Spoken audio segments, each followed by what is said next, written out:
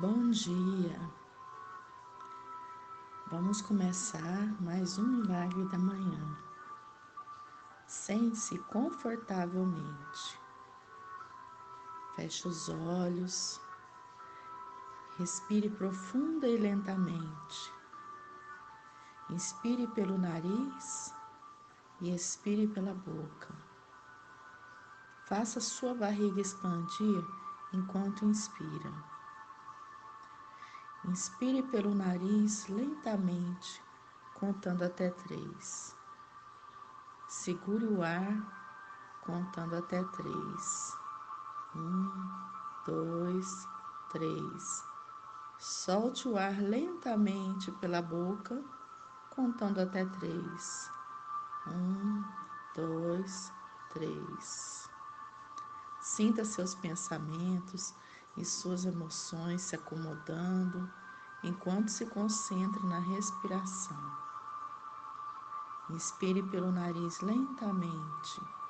1, 2, 3. Segure o ar. 1, 2, 3. Solte o ar lentamente pela boca. 1, 2, 3. Esteja ciente de que, quando tenta acalmar a sua mente, pensamentos ainda virão.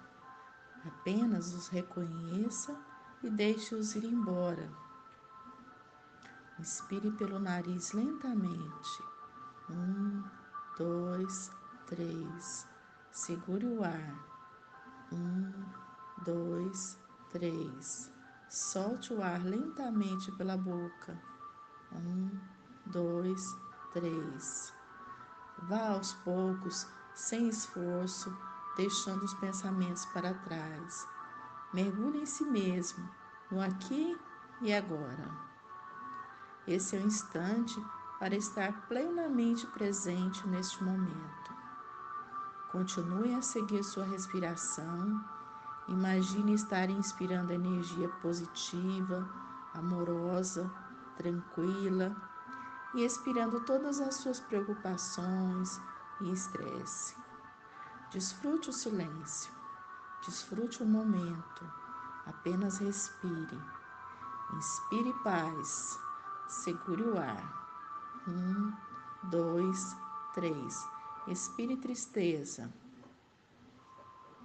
Inspire amor. Segure o ar. 1, 2, 3. Expire mágoa. Inspire saúde. Segure o ar. 1, 2, 3. Expire doença.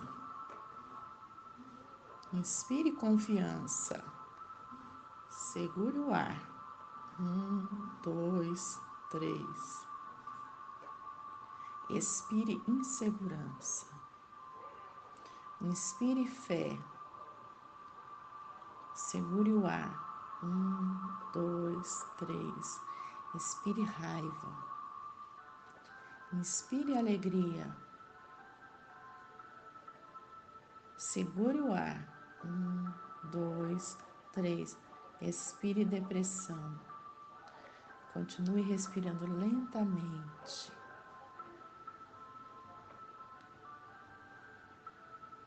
Puxe o ar pelo nariz. 1, 2, 3. Segure o ar. 1, 2, 3. Expire o ar pela boca. 1, 2, 3. Agora, bem devagar, comece a mexer as pontas dos dedos das mãos. Comece a mexer os dedos dos pés. Comece a escutar os sons em volta de você. E vamos partir para a nossa próxima etapa. Você vai continuar com os olhos fechados, apenas escutando com bastante atenção. Nós vamos começar a nossa próxima etapa, que são as afirmações positivas. Vamos lá? Afirmações positivas para o perdão. Perdoar-se a si mesmo e aos outros, libertá-lo-á da prisão do passado. Perdoe a si mesmo e também ao que aconteceu no passado, desapegando-se e passando a criar uma vida de alegria e realizações. Você tem a liberdade de fazer da sua vida o que quiser, porque tem a liberdade de escolha. Estou disposta a soltar o padrão em minha consciência que criou esta condição. O meu coração abre-se para o perdão. Através do perdão, eu alcanço o amor. Hoje, presto atenção aos meus sentimentos e cuido de mim amorosamente. Sei que todos os meus sentimentos são meus amigos. O passado ficou para trás, não tem nenhum poder agora. Os pensamentos deste momento criam o meu futuro. Não quero ser uma vítima. Recuso-me a sentir-me desamparada. Afirmo o meu próprio poder. Concedo-me o dom de estar livre do passado e volto-me com alegria para o presente. Obtenho a ajuda de que preciso de diversas fontes. O meu sistema de apoio é forte e afetuoso. Não existe problema algum, seja grande ou pequeno, que não possa ser resolvido com amor. À medida que mudo os meus pensamentos, o mundo à minha volta muda também. Eu me perdoo, eu me amo, eu me aprovo. Eu estou pronta para ser curada. Estou disposta a perdoar. Tudo está bem. Quando cometo um erro, dou-me conta de que isso faz parte do meu processo de aprendizagem. Perdoo as pessoas do meu passado por todos os seus erros, liberto-as com amor. Todas as mudanças que ocorrerem na minha vida são positivas. Sinto segurança. Por meio do perdão, chego à compreensão e sinto compaixão por todos. Cada dia é uma nova oportunidade. O ontem já passou. Hoje é o primeiro dia do meu futuro. Padrões antigos e negativos já não me limitam. Desapego-me deles facilmente. Sei perdoar, sou amorosa, boa e gentil. E sei que a vida me ama. Ao perdoar-me, fica mais fácil perdoar aos outros. Amo e aceito os membros da minha família, tal como são neste preciso momento. Eu me amo e me aprovo. Eu me amo e me aprovo. Eu me amo e me aprovo.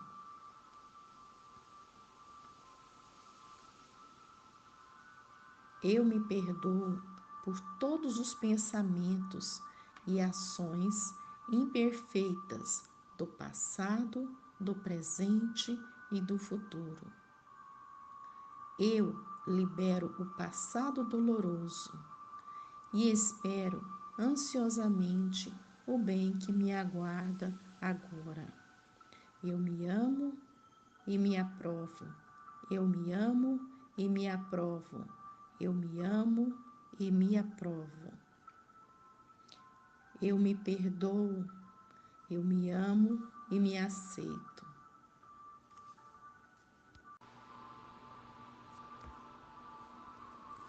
Para visualizar, continue com os olhos fechados.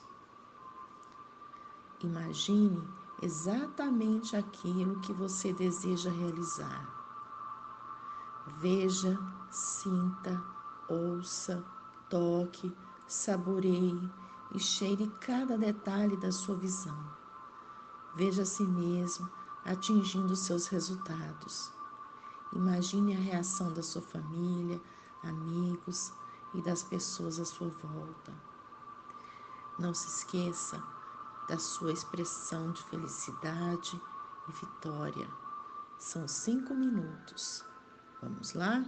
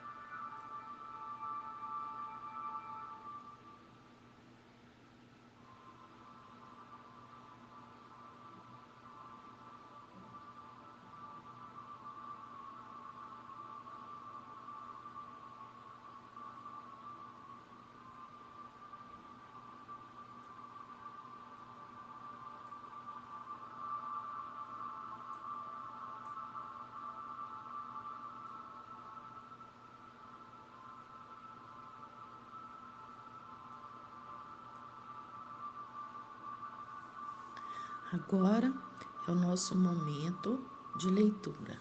Vamos lá?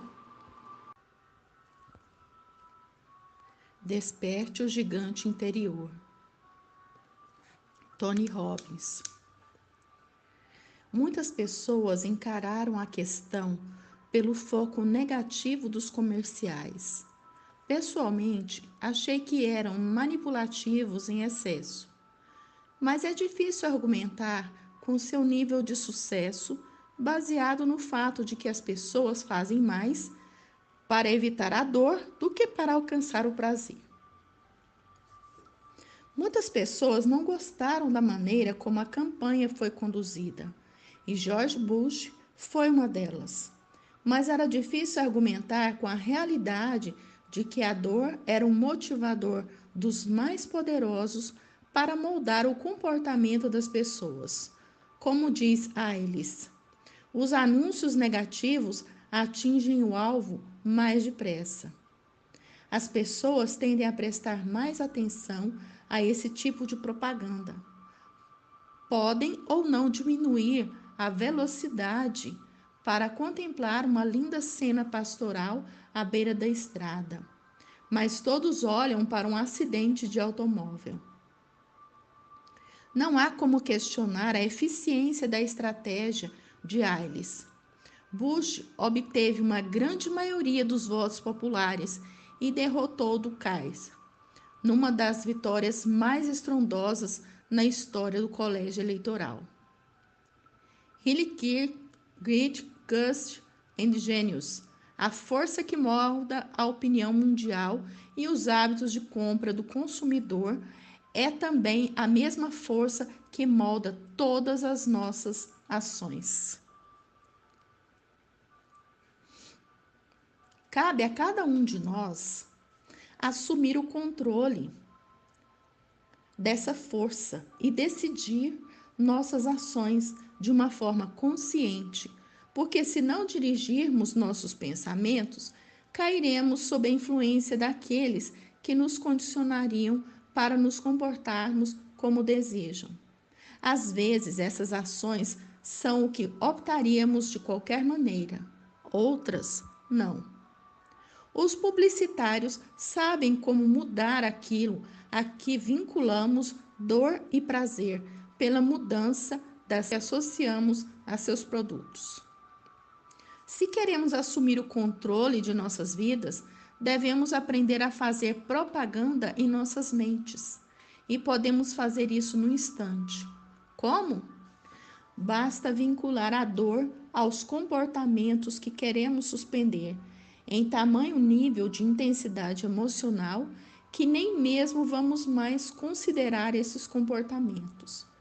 Não há coisas que você jamais faria? Pense nas sensações que vincula a essas coisas. Se vincular esses mesmos sentimentos e sensações aos comportamentos que deseja evitar, também nunca mais tornará a assumi-los. Portanto, basta vincular o prazer ao novo comportamento que você deseja. Através da repetição e intensidade emocional, você pode condicionar esses comportamentos em seu íntimo, até que se tornem automáticos. Assim, qual é o primeiro passo para criar uma mudança?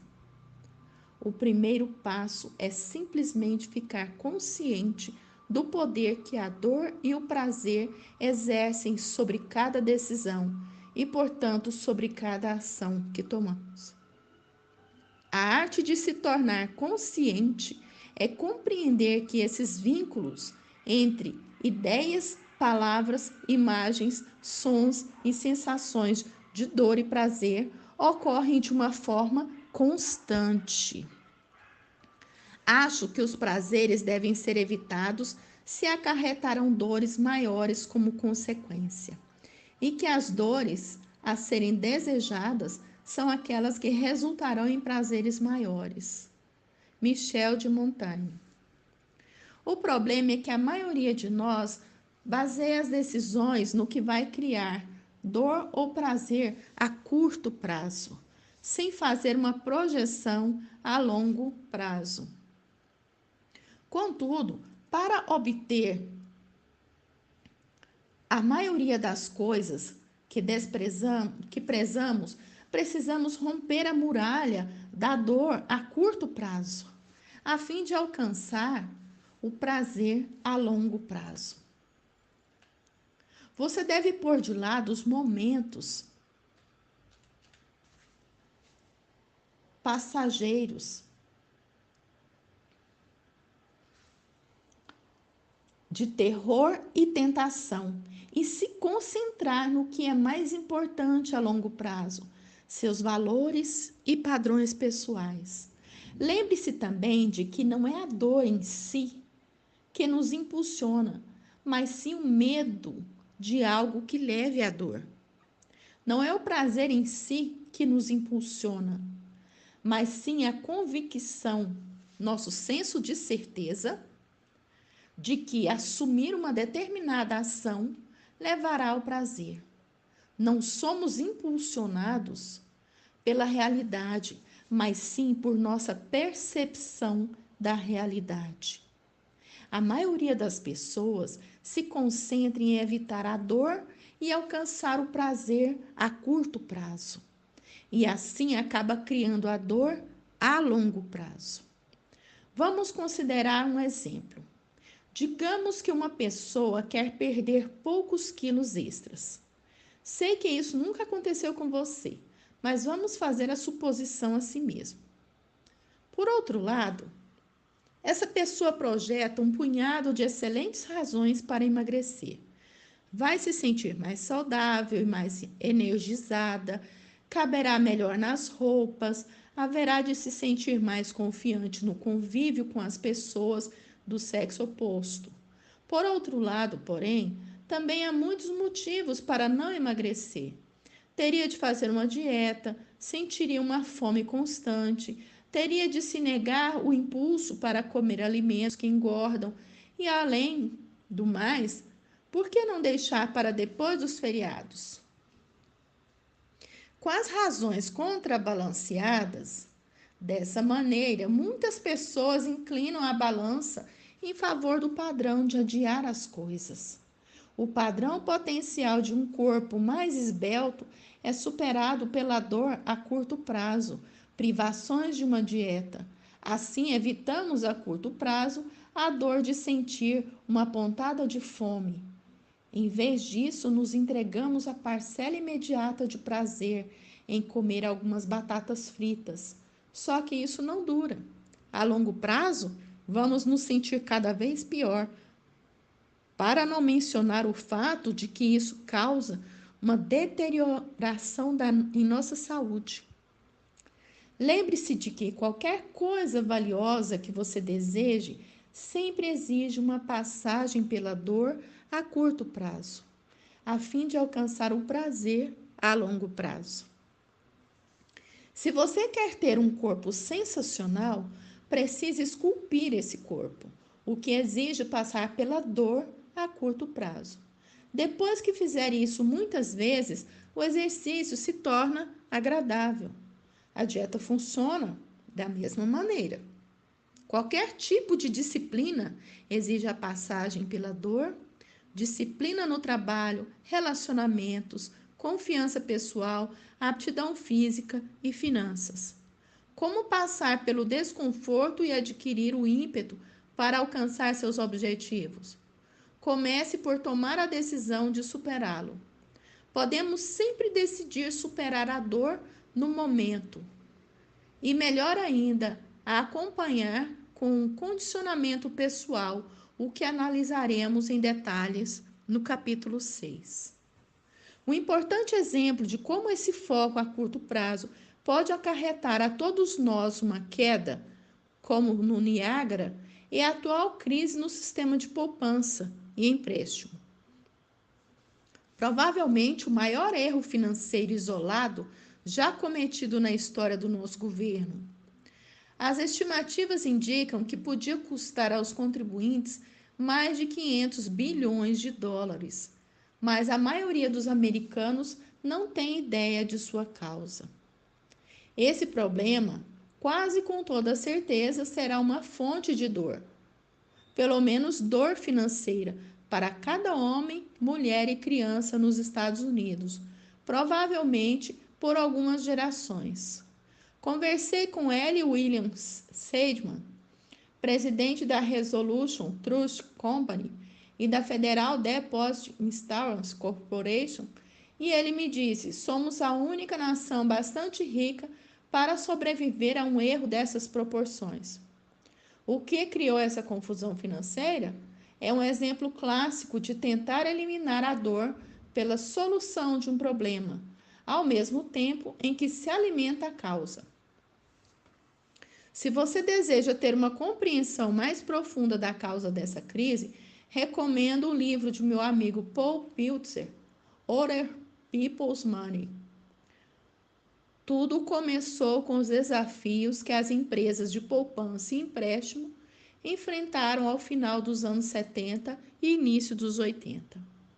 As instituições bancárias e de poupança e empréstimo desenvolveram suas atividades basicamente no mercado de empresas e pessoa física. Para ter lucro, um banco precisa fazer empréstimos, e esses empréstimos devem render juros mais altos do que são pagos aos depositantes. Nos primeiros estágios do problema, os bancos enfrentaram dificuldades em várias frentes. Primeiro, sofreram um grande impacto quando as corporações entraram no que fora antes um domínio exclusivo dos bancos, os empréstimos. As grandes empresas descobriram que, emprestando umas às outras, poupavam de forma significativa nos juros, desenvolvendo o que é agora conhecido como mercado comercial de papel. Esse sistema teve tanto êxito que virtualmente destruiu as fontes de lucros de muitos bancos. Ao mesmo tempo, surgiram também novos desenvolvimentos na frente dos consumidores americanos. Tradicionalmente, os consumidores se angustiavam à perspectiva de uma reunião com um agente de empréstimo de um banco para comprar um carro ou um eletrodoméstico grande. Creio que se pode dizer que era uma experiência dolorosa para a maioria das pessoas sujeitas a esse escrutínio. Não se sentiam como clientes valorizados em muitos bancos. Os fabricantes de carros foram bastante espertos para perceberem isso e passaram a oferecer empréstimos a seus clientes, criando uma nova fonte de lucro. Compreenderam que poderiam ganhar tanto dinheiro no financiamento quanto na venda propriamente dita do carro, oferecendo ao cliente uma conveniência muito maior e juros mais baixos. Sua atitude era diferente da que os banqueiros assumiam, afinal, tinham todo o interesse que o cliente obtivesse um empréstimo. Não demorou muito para que os clientes passassem a preferir o financiamento interno em vez do método tradicional, por causa da conveniência, flexibilidade e juros baixos. Tudo era resolvido no mesmo lugar por alguém cortês que queria fechar o negócio. Em decorrência, a General Motors Acceptance Corporation, GMAC, se tornou uma das maiores empresas americanas de financiamento de carros. Um dos últimos bastões para os empréstimos bancários era o mercado imobiliário. Mas as taxas de juros e a inflação subiram até 18% em um ano. Em consequência, ninguém podia aguentar os pagamentos mensais do serviço dos empréstimos que essa taxa de juros exigia. Como se pode imaginar, os empréstimos imobiliários saíram do mapa. A esta altura, os bancos haviam perdido os clientes empresariais em massa. Perderam também o mercado para uma grande parcela dos empréstimos para a aquisição de carros e começavam a perder ainda os empréstimos imobiliários. O golpe final para os bancos foi o fato dos depositantes em reação à inflação, precisarem de uma taxa superior de retorno, enquanto os bancos ainda mantinham empréstimos que proporcionavam taxas de juros significativamente mais baixas. Todos os dias, os bancos perdiam dinheiro. Compreenderam que sua sobrevivência se encontrava em jogo e decidiram tomar duas providências. Primeiro, baixaram os padrões exigidos aos candidatos a empréstimos. Por quê? Porque acharam que se não fizessem, não teriam ninguém para emprestar dinheiro. E se não emprestassem dinheiro, não teriam lucros. Ou seja, teriam dor. Mas se emprestassem a alguém que pagasse, teriam prazer. Além disso, havia bem pouco risco. Se emprestassem dinheiro e o tomador não cumprisse suas obrigações, então caberia aos contribuintes, em última análise, cada um de nós, ressarci-lo de qualquer maneira. Portanto, havia bem pouco receio de dor. E um tremendo incentivo a arriscar o seu, nosso, capital. Esses bancos e instituições de poupança e empréstimo também pressionaram o Congresso para ajudar a impedir que afundassem, e houve uma série de mudanças. Os grandes bancos perceberam que podiam emprestar dinheiro a outras nações, precisando desesperadamente de capital. Os emprestadores compreenderam que numa única conversa podiam emprestar mais de 50 milhões de dólares a um país. Não precisavam trabalhar com milhões de consumidores para emprestar a mesma quantia, e os lucros sobre esses empréstimos maiores eram consideráveis. Os diretores e agentes dos bancos, ainda por cima, muitas vezes recebiam bonificações pelas proporções e quantidade de empréstimos que podiam conceder. Os bancos não mais focalizavam a qualidade de um empréstimo. A preocupação não era se um país como o Brasil podia ou não pagar os empréstimos. E, na verdade, muitos nem se importavam com isso. Por que deveriam? Faziam exatamente o que lhes ensinamos. Afinal, nós os encorajamos a serem jogadores com o Federal Deposit Insurance, o Seguro Federal de Depósito, prometendo que se tudo desse certo, ganhariam muito. E se perdessem, nós pagaríamos a conta. Quase não havia dor para o banqueiro nesse esquema. Os bancos menores, que não dispunham de recursos suficientes para emprestar a outros países, descobriram que a segunda melhor coisa era emprestar a incorporadores imobiliários nos Estados Unidos. Também baixaram seus padrões, a fim de que os incorporadores pudessem tomar dinheiro emprestado sem qualquer entrada, em vez dos tradicionais 20%. Qual foi a reação dos incorporadores? Ora, eles nada arriscavam, usavam apenas o dinheiro dos outros, e ao mesmo tempo o Congresso aprovara incentivos fiscais tão grandes para a construção comercial que os construtores não tinham absolutamente nada a perder. Não precisavam mais analisar se o mercado era favorável ou se o prédio tinha localização e tamanho apropriados. A única desvantagem dos incorporadores era a de que teriam as mais incríveis isenções fiscais de suas vidas. Em decorrência, os construtores desandaram a construir, causando uma superabundância no mercado. Quando a oferta se tornou muito maior do que a demanda, o mercado desabou. Os incorporadores procuraram os bancos e disseram: não podemos pagar.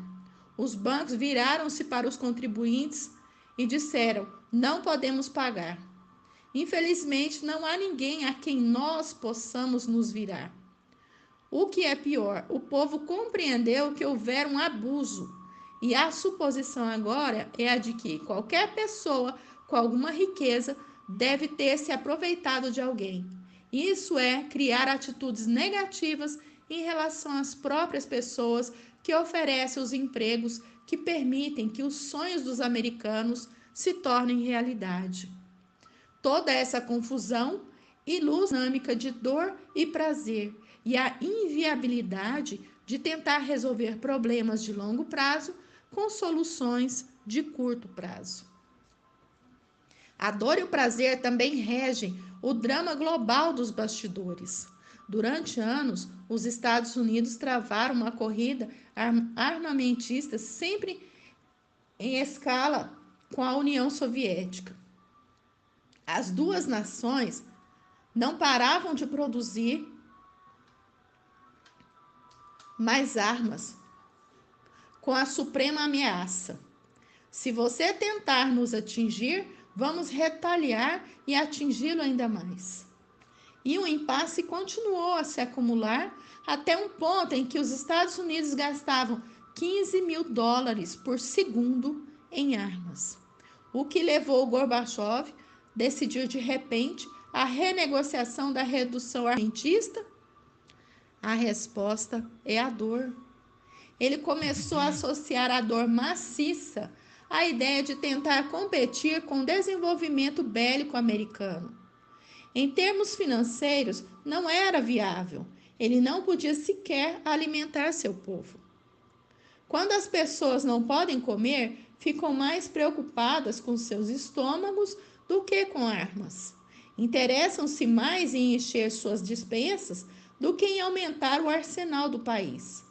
Passam a acreditar que o dinheiro está sendo gasto de maneira frívola e exigem mudanças. Gorbachev alterou sua posição porque é um sujeito sensacional? Talvez, mas uma coisa é certa, ele não tinha opção. A natureza pôs a humanidade sob o comando de dois soberanos, a dor e o prazer. Eles nos governam em tudo o que fazemos, em tudo o que falamos, em tudo o que pensamos. Cada esforço que pudermos fazer para nos livrar dessa submissão só servirá para comprová-la e confirmá-la. Jeremy Bentham. Por que as pessoas insistem em relacionamentos insatisfatórios, relutando em trabalhar à procura de soluções ou encerrá-los e seguir em frente? É porque sabem que a mudança levará ao desconhecido, e a maioria das pessoas acredita que o desconhecido será muito mais doloroso do que tudo o que já experimentamos. É como dizem os antigos provérbios: melhor o diabo que você conhece do que o diabo que você desconhece.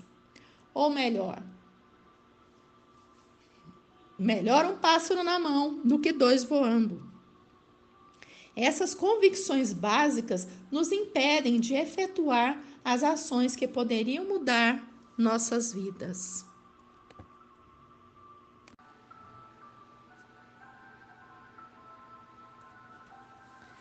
Agora é o nosso momento de escrever. Nessa etapa, você pode escrever sobre seus sonhos, planos, família, ideias, descobertas, realizações, sucessos, lições aprendidas, os resultados que você se compromete a criar para hoje. Você pode escrever também o que você aprendeu ontem, o que você vai fazer hoje, para quando chegar no final do dia, você ler e para saber se você realmente cumpriu o que você se propôs. São mais 5 minutinhos. Vamos lá?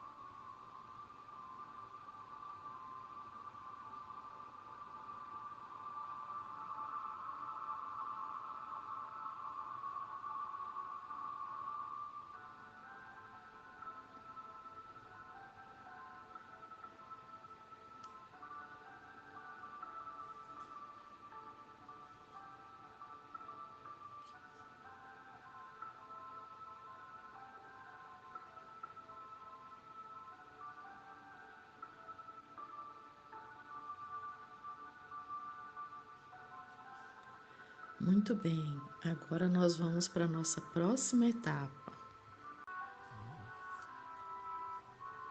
Agora é o nosso momento da atividade física aeróbica. Nessa última etapa, é preciso acelerar a frequência cardíaca. Pode ser com polichinelos, flexões abdominais ou dança. Vamos lá? São 20 minutinhos. Então, vamos movimentar? Até amanhã!